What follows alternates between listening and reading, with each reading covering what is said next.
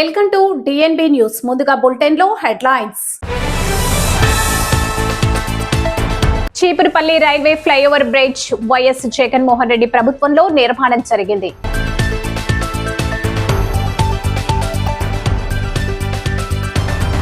సూర్యాపేట జిల్లాలోని మంత్రులు ఎమ్మెల్యేల అవినీతిపై దుమ్మెత్తిన జాగృతి అధ్యక్షురాలు కవిత పత్రికా విలేకరుల సమావేశం.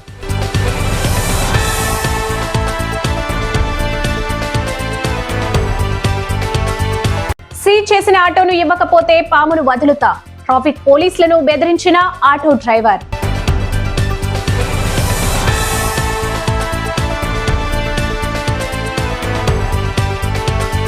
అనాథ వృద్ధాశ్రమంలో ఉన్న వృద్ధులకు అనాథలకు దుప్పట్లు పంచడం జరిగింది.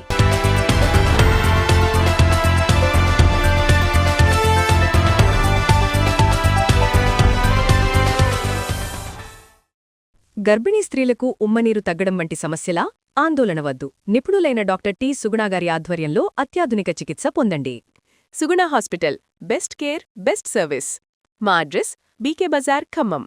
సంప్రదించండి 8831081108. Cheepurupalli railway flyover bridge YS Jaganmohan Reddy ప్రభుత్వంలో నిర్మాణం జరిగింది. చీపురుపల్లి రైల్వే బ్రిడ్జ్ కోసం వైఎస్ జగన్ హయాంలో అప్పటి స్థానిక ఎమ్మెల్యే మాజీ మంత్రి బొత్స సత్యనారాయణ, మాజీ ఎంపీ బెల్లాన చంద్రశేఖర్ రైల్వే శాఖ టీఎం దగ్గరికి వెళ్లి అనుమతులు తీసుకుని వచ్చి 80% పనులు పూర్తయ్యాయి. ఎన్నికలు కోడ్ రావడంతో పనులు నిలిపివేశారు. కూటమి ప్రభుత్వం వచ్చే 18 నెలల్లోనైనా 20% పనులు పూర్తి చేయలేకపోవడం విడ్డూరంగా ఉంది.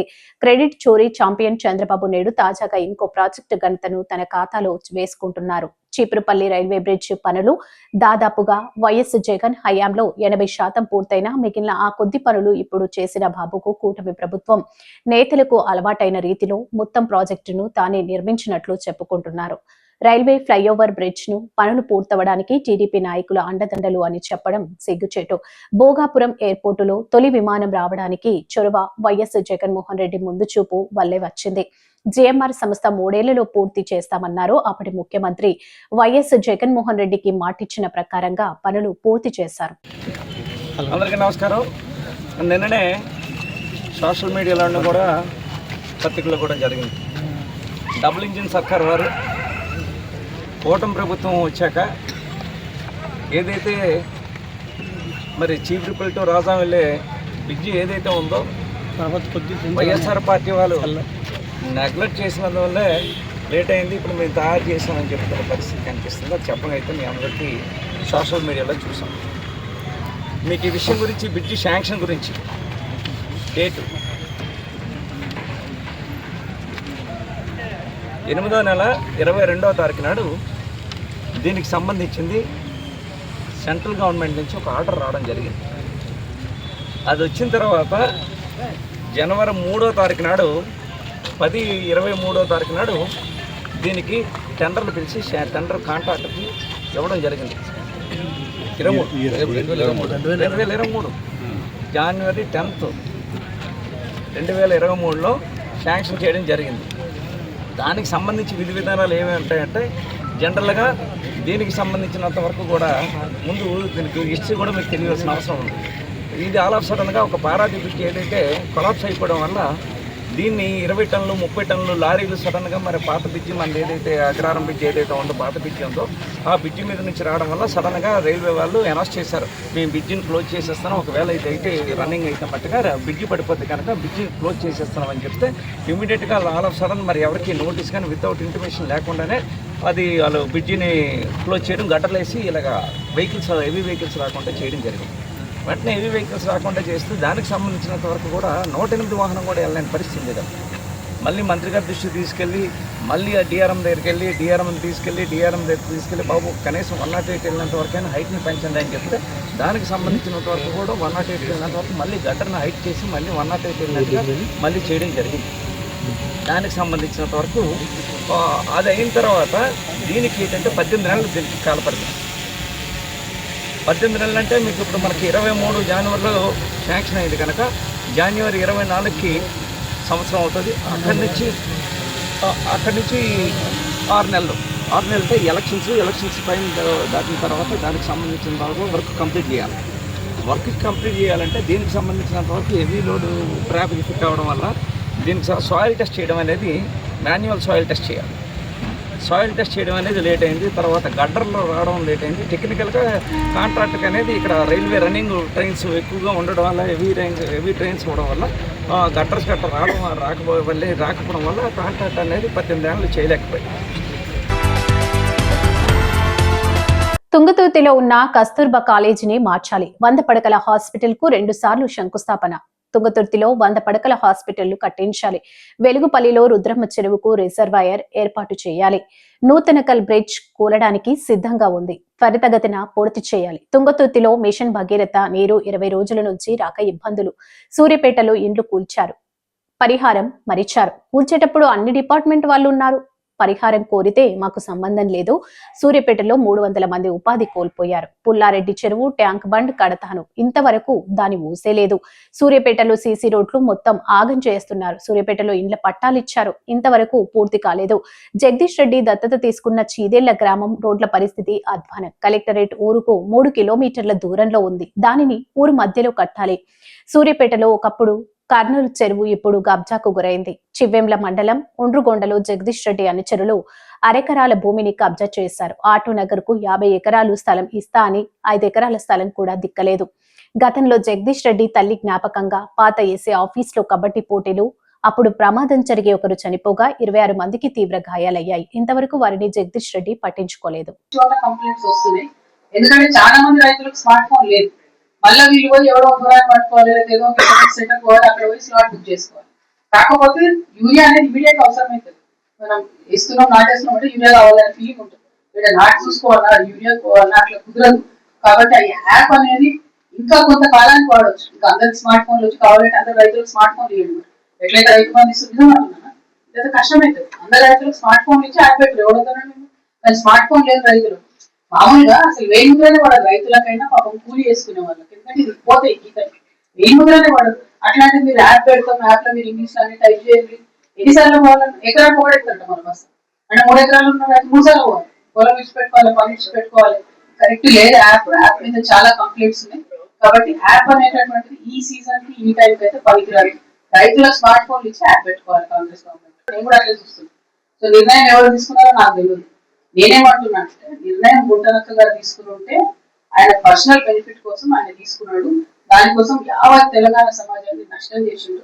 ఎన్ని గంటలు వాదన చేయొచ్చండి మీరు ఆలోచించండి. 5 to 7 days సెషన్ అంటే ఎన్ని గంటలు వాదన చేయొచ్చు ప్రజల పక్షాన? అవకాశాలు అన్ని వదిలిపెట్టుకోండి. అన్ని బిల్లులు పాస్ అయ్యి మొన్ననే ఈయన డిప్యూటీ ఫ్లోర్ లీడర్ ఆయన నుండి అండర్స్టాండింగ్ పాలిటిక్స్ ఉంటుంది. 100% రేవంత్ రెడ్డితో మ్యాచ్ ఫిక్సింగ్ పాలిటిక్స్ ఉంటాయి. రేవంత్ రెడ్డితో ఫిక్స్ చేసుకొని కేసీఆర్ తీసుకొని సభ ఇప్పటికి కూడా దర్జాగా తిరుగుతున్నా. కనీసం ఈ ప్రభుత్వం కూడా చర్యలు తీసుకుంటా లేదన్న విషయాన్ని మేము ఒకసారి గుర్తు చేస్తా ఉన్నాం. సీజ్ చేసిన ఆటోను ఇవ్వకపోతే పామును వదులుతా, ట్రాఫిక్ పోలీసులను బెదిరించిన ఆటో డ్రైవర్. పాత బస్తీ పరిధి చంద్రాయనగుట్టలో పోలీసులు డ్రంక్ అండ్ డ్రైవ్ తనిఖీలు. మధ్యలో ఆటో నడుపుతున్న డ్రైవర్ పై కేసు నమోదు చేసి ఆటోను సీజ్ చేసిన పోలీసులు.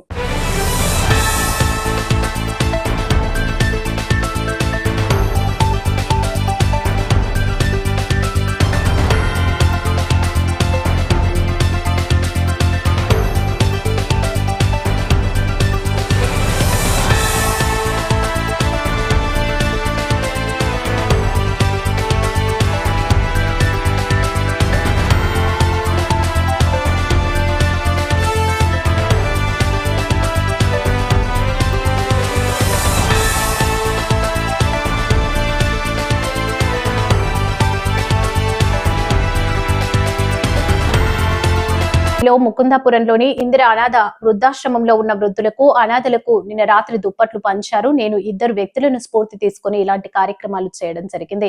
ఒకరు మెగాస్టార్ చిరంజీవి, వీరిని రక్తదానం చేయించడం నేర్చుకున్నా. మెగా బ్లడ్ డొనేషన్ ట్రస్ట్ ద్వారా. మరియు ఇంకొకరు ఆంధ్రప్రదేశ్ ఉప ముఖ్యమంత్రి పవన్ కళ్యాణ్. వీరిని చూసి ఒకరికి సహాయం చేయడం నేర్చుకున్నా. అందుకు హెల్పింగ్ హ్యాండ్స్ ట్రస్ట్ స్థాపించడం జరిగింది అని కస్తూరి సురేష్ తెలియజేయడం జరిగింది. ఈ కార్యక్రమానికి సహాయ సహకారాలు అందించిన ప్రతి ఒక్కరికి పేరు పేరున నా ప్రత్యేక ధన్యవాదాలు తెలియజేస్తున్నాను. ఒకటి గుర్తుపెట్టుకోండి, ఏదైనా ఒకరితో అవ్వదు. ఒకరికి ఒకరు తోడుగా సహాయంగా ఉంటేనే, మానవత్వంతో ఆలోచించి మనకి తోచిన సహాయ సహకారాలు ఉంటేనే ఇలాంటివి చేయగలం. ఈ కార్యక్రమంలో ముకుందపురం బాదే అంజిబాబు, బరాకత్గూడెం నుండి చెవుల భరత్, ఎస్కే సలీం, వంశీ, నవీన్, రాయల సతీష్ కార్యక్రమంలో పాల్గొనడం జరిగింది. అందరికీ నమస్కారం. నా పేరు కస్తూరి సురేష్. నా చిలుకూరు మండలం, చిలుకూరు గ్రామం. ఇక్కడ మునగాలం మండల పరిధిలో ఉన్న ముకుందాపురం గ్రామంలో ఇందిరా అనాథ ఆశ్రమంలో ఈరోజు వృద్ధులకు దుప్పట్లు పంపిణీ కార్యక్రమం చేయడం జరిగింది. అయితే ఈ కార్యక్రమానికి ముఖ్య ఉద్దేశం ఏంటంటే, చలికి ఎంతోమంది వృద్ధులు వెనుకకు చలికి ఇబ్బంది పడుతున్న ఉద్దేశంతో మా ఫ్రెండ్స్ సహకారంతో హెల్పింగ్ హ్యాండ్ ట్రస్ట్ ద్వారా, పవన్ కళ్యాణ్ గారి అభిమానుల ద్వారా, కొన్ని స్నేహితుల ద్వారా ఇది సహకరించిన ప్రతి ఒక్కరికి ధన్యవాదాలు తెలియజేస్తూ, వాళ్ళందరూ సహకారంతో ఈ కార్యక్రమం చేయడం జరిగింది. ఇట్లాంటి కార్యక్రమం ఇంకా ముందు చాలా చేయాలని నేను కోరుకుంటున్నాను. అయితే ముఖ్య ఉద్దేశం ఏంటంటే, నాకు ఇద్దరు వ్యక్తులు స్ఫూర్తిగా ఉన్నారు. అందులో మొదటిగా మెగాస్టార్ చిరంజీవి గారు, పవర్ స్టార్ పవన్ కళ్యాణ్ గారు. అది దేనికో కూడా చెప్తాను. రక్తదానం బ్లడ్ డొనేషన్ ట్రస్ట్ కూడా నేను ఏర్పాటు చేయడం జరిగింది, మెగా బ్లడ్ డొనేషన్ ట్రస్ట్ అని. అది ఆయన రక్తదానం చేస్తూ ఎంతోమందిని కాపాడిన ఉద్దేశంలో ఉంది కాబట్టి. అందరికీ నమస్కారం. నా పేరు చెవుల భరత్, మాది బరాకత్గూడెం. ఈరోజు మన ముకుందపురం గ్రామంలో ఉన్న ఇందిరా వృద్ధ అనాథాశ్రమంలో మన మిత్రులు కస్తూరి సురేష్ అన్న గారు వారి ఆధ్వర్యంలో నడుపుతున్నటువంటి మెగా బ్లడ్ డొనేషన్ మరియు హెల్పింగ్ హ్యాండ్స్ వారి ఆధ్వర్యంలో ఈరోజు పవన్ కళ్యాణ్ అభిమానులను మీ అందరం కలిసి వృద్ధాశ్రమంలో వృద్ధులకు ఈ చలికి ఇబ్బంది పడుతున్న క్రమంలో వారికి దుప్పట్లు ఇవ్వాలనే ఆలోచనతోటి మేము ఈరోజు ఇక్కడికి రావడం జరిగింది.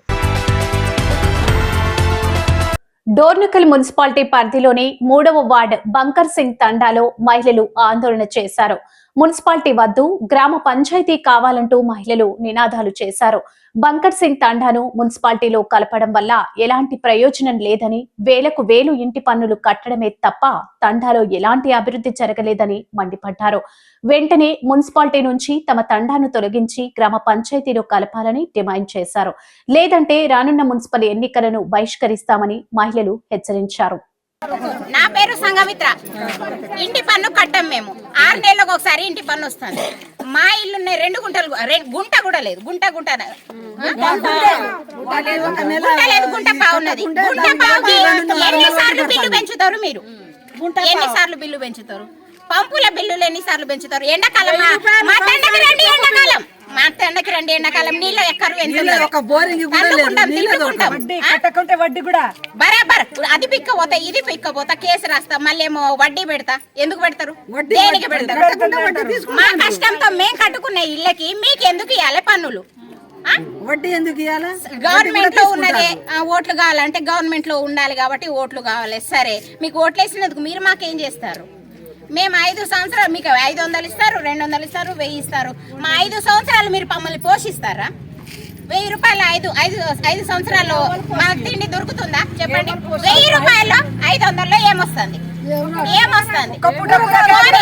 వచ్చిన లీడర్ ఎవరికైనా మేము 1000 రూపాయలు ఇస్తాం, ఒక్కరోజు మా ఇంట్లో పనిచేయండి. మరి మీ 1000 రూపాయలకి 5 సంవత్సరాలు తీసుకుంటారు మా దగ్గర నుంచి. మీరు ఒక్కరోజు పని చేసిపోయండి 500కి. మీకు లెక్క లేదు. మీకు ఎవరో ఒకరు డబ్బులు ఇస్తారు కాబట్టి మాకు పనిచేసి మీకు 500 కదా మీరు తీసుకున్నారు కదా అప్పుడు డబ్బులు అని అంటారా? ఎంత ఇచ్చేసారు? మీకు కోట్లు ఇచ్చేసిరా, లక్షలు ఇచ్చేసిరా? మాకు ఏమొస్తుంది? మాకు వచ్చేదాకా పన్నులు కట్టాలి. వచ్చే ఇల్లు కూడా మేము వచ్చేదాకా పన్నులు కట్టాలి.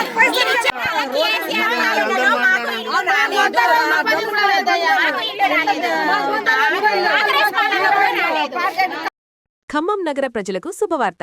అత్యుత్తమ వైద్య సేవలను మీ చెంతకు చేరుస్తూ బీకే బజార్లో అత్యంత వైభవంగా డిసెంబర్ 29న ప్రారంభం కాబోతోంది సుగుణ హాస్పిటల్. ఖమ్మం జిల్లాలో మొట్టమొదటిసారిగా ఫుల్ టైం రుమటాలజీ సెంటర్. ప్రముఖ రుమటాలజిస్ట్ డాక్టర్ సిహెచ్ రమణమూర్తి గారి ఆధ్వర్యంలో కీళ్ల నొప్పులు మరియు రోగనిరోధక శక్తి సంబంధిత సమస్యలకు, అలాగే స్త్రీ మరియు ప్రసూతి వైద్య నిపుణురాలు డాక్టర్ టి సుగుణ గారి ఆధ్వర్యంలో ఇప్పుడు అత్యాధునిక చికిత్స మన ఖమ్మంలోనే అందుబాటులో ఉంది. Suguna hospital, best care, best service. మా అడ్రస్ బీకే బజార్, ఖమ్మం. సంప్రదించండి 8883108108.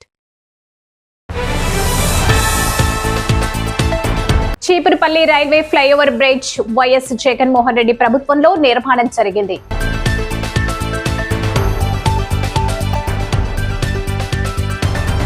సూర్యాపేట జిల్లాలోని మంత్రులు, ఎమ్మెల్యేల అవినీతిపై దుమ్మెత్తిన జాగృతి అధ్యక్షురాలు కవిత పత్రిక విలేకరుల సమావేశం.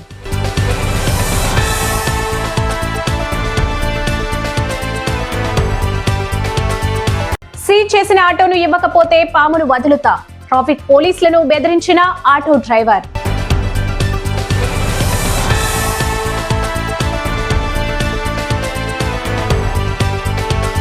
అనాథ వృద్ధాశ్రమంలో ఉన్న వృద్ధులకు, అనాథలకు దుప్పట్లు పంచడం జరిగింది.